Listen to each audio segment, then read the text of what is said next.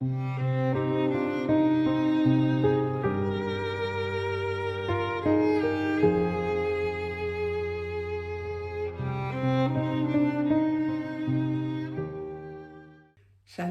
shalom à tous. Que la paix du Seigneur soit avec vous. Bienvenue sur ma chaîne, bienvenue pour une nouvelle vidéo. Et aujourd'hui, nous allons parler d'un sujet qui est très difficile, qui est l'épouse persécutée. L'épouse persécutée mais fidèle, fidèle à son Seigneur, fidèle à Yeshua, malgré les persécutions.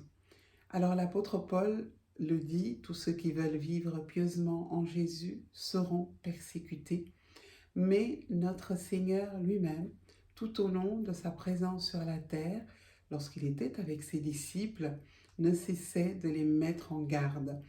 Et nous lisons dans les Écritures combien sa vie a été tumultueuse, combien les attaques ont été âpres et combien il a dû payer de sa propre vie son amour de la vérité.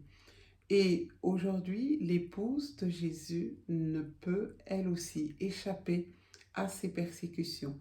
Parce que plus le temps s'écoule, plus nous sommes à la veille de son retour et plus l'ennemi fait feu de tout bois afin de persécuter ceux qui gardent le témoignage de Jésus. Nous pouvons lire dans Jean chapitre 15 verset 18 ceci. Si le monde vous hait, sachez qu'il m'a haï avant vous. Si vous étiez du monde aimerait ce qui est à lui. Mais parce que vous n'êtes pas du monde et que je vous ai choisi du milieu du monde, à cause de cela, le monde vous hait. Souvenez-vous de la parole que je vous ai dite. Le serviteur n'est pas plus grand que son maître. S'ils m'ont persécuté, ils vous persécuteront aussi. S'ils ont gardé ma parole, ils garderont aussi la vôtre. Mais ils vous feront toutes ces choses à cause de mon nom, parce qu'ils ne connaissent pas celui qui m'a envoyé. Si je n'étais pas venu et que je ne leur ai point parlé, ils n'auraient pas de péché. Mais maintenant, ils n'ont aucune excuse de leur péché. Ici, dans ce passage, notre Seigneur nous explique le pourquoi de la haine.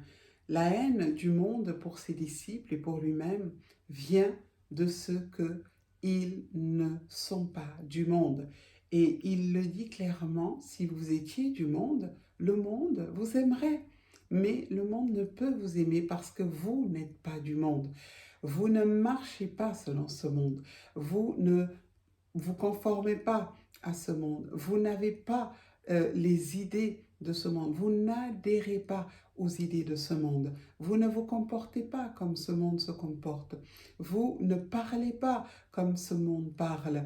Et donc, ces différences font que le monde vous hait. Et il vous hait parce que ils ne me connaissent pas et ils ne connaissent pas mon Père.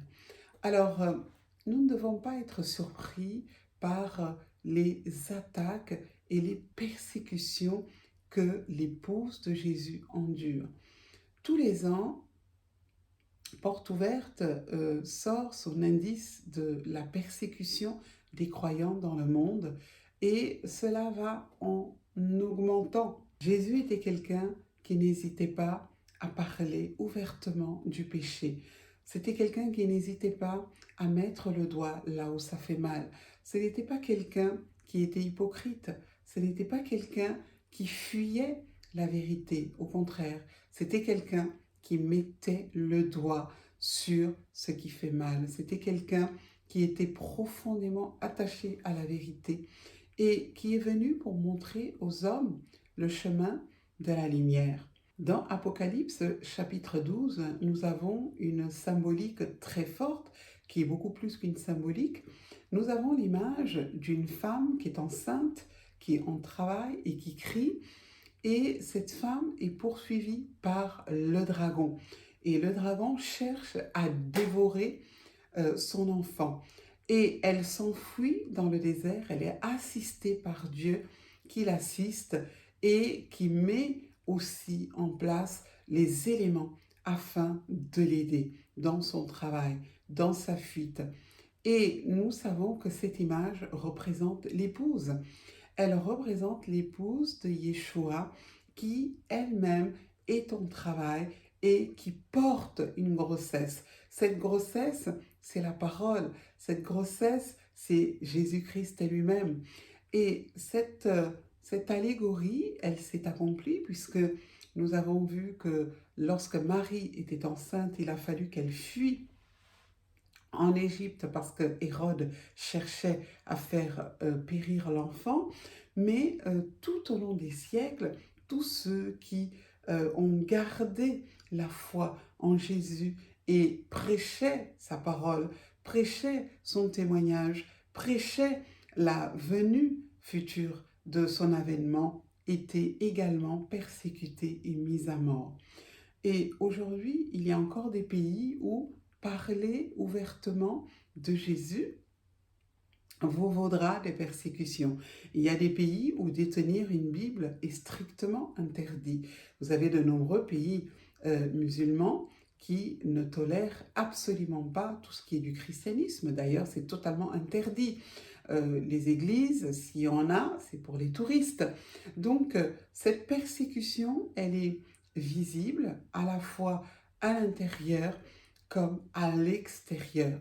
Aujourd'hui encore, l'épouse endure la haine du monde, parce que le monde ne peut pas comprendre ces personnes qui ont choisi une autre vie, ces personnes qui ont choisi la vérité, ces personnes qui ont choisi la lumière, ces personnes qui ont choisi des œuvres qui reflètent le royaume. Le monde ne peut pas le comprendre. Le monde aime ce qui est à lui. Le monde aime ce qui lui appartient. Le monde aime ce qui lui ressemble. Lorsque vous essayez de vivre autrement, lorsque vous essayez d'incarner d'autres valeurs, vous êtes rejeté, vous êtes mis à part, vous êtes calomnié, comme si vous étiez des malfaiteurs. Vous êtes jugé, vous êtes incompris. Le monde ne veut pas de la différence.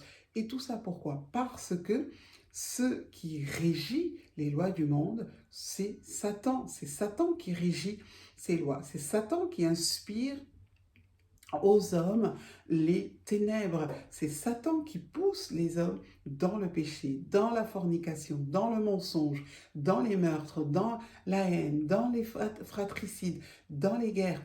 Satan est le prince de ce monde. Et donc, la plupart des hommes ne savent pas qu'ils servent Satan. Ils ne savent pas que s'adonner à leur penchant, c'est servir Satan. Ils n'ont pas la conscience de la vérité parce que leur conscience est morte. Voilà pourquoi lorsque le croyant qui est éclairé par la lumière du Saint-Esprit, par la lumière de la parole, décide de marcher à contresens, à contre-courant, il endurera des persécutions. Donc, ne soyons pas surpris par les persécutions, par les difficultés que nous traversons. Que le Seigneur vous fortifie et que sa paix soit avec vous. Shalom et à bientôt.